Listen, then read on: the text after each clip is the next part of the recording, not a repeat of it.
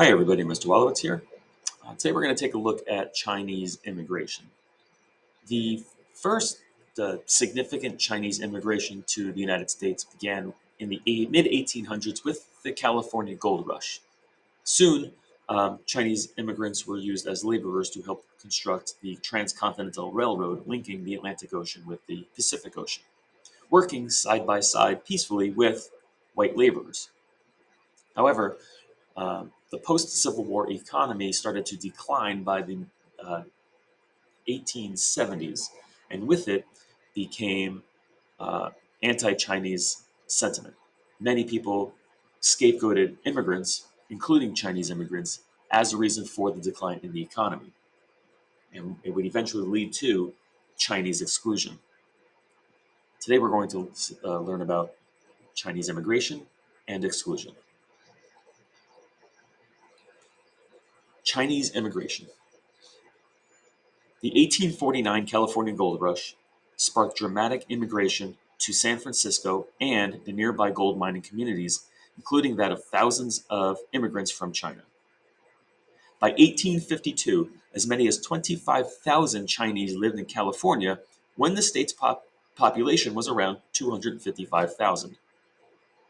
In addition to the lure of gold, many of these immigrants were fleeing economic and political troubles in China, including the Opium Wars, the Taiping Rebellion, crop failure, and famines. Most of these immigrants were from the Guangdong province, which was hit particularly hard by the wars and natural disasters and was located near Hong Kong, a major point of departure. The Transcontinental Railroad. Another incentive to move to the United States came after Congress passed the Pacific Railroad Act of 1862. Under this act, the federal government issued government bonds to investors and gave federal land to railroad companies as payment for building the railroads. The government hired two companies to build the first transcontinental railroad. The Union Pacific was hired to build tracks westward from the Missouri River, and the Central Pacific was hired to build from California toward the east. The first transcontinental railroad was completed on May 10, 1869, when the Central Pacific and the Union Pacific met in Promontory Point, Utah. Chinese railroad laborers.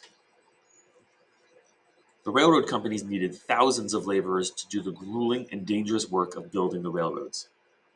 The Union Pacific employed thousands of European immigrants, many of whom were from Ireland. Unlike the Union Pacific, the Central Pacific, which was building from California to the east, did not have access to a large pool of laborers from Europe and struggled to find enough laborers to complete the work on time.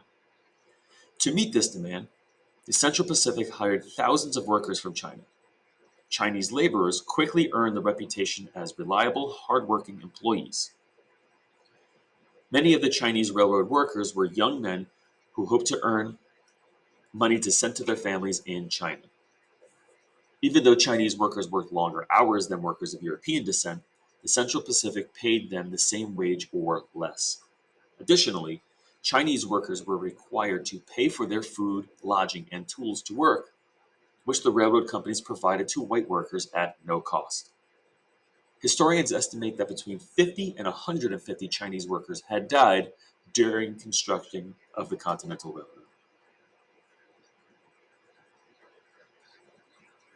The Chinese Exclusion Act.